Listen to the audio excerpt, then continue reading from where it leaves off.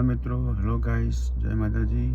કે આજે આપણે 7 તારીખના સાંજે 7:30થી મળીને 8 વાગ્યા પછી લાઇટ આપણી કોઈ શેરી છે અથવા આરોસી ઉપર આપણા ઘરના આગળ કોઈ લાઇટ હોય, અંદરને છે તો કોઈ વધુ નથી, પણ બહાર રોશની ના આવે એ ટાઈપની લાઇટો પણ બંધ રાખવી મિત્રો.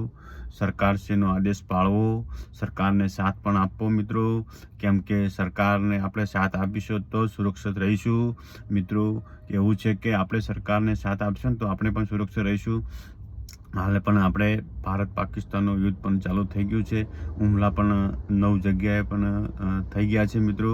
ત્યાં આગળ સિક્યુરિટી સ્ટાઇલ પણ ચાલુ થઈ ગઈ છે મિત્રો. પણ આપને વિનંતી છે, મારા ભારતવાસીઓ નાગરિકોને, બનાસકાંઠા નાગરિકોને, કે આપણે સુરક્ષિત રહેવા માટે આપણે પણ થોડુંક જવાબદારી પણ રાખવી પડે મિત્રો.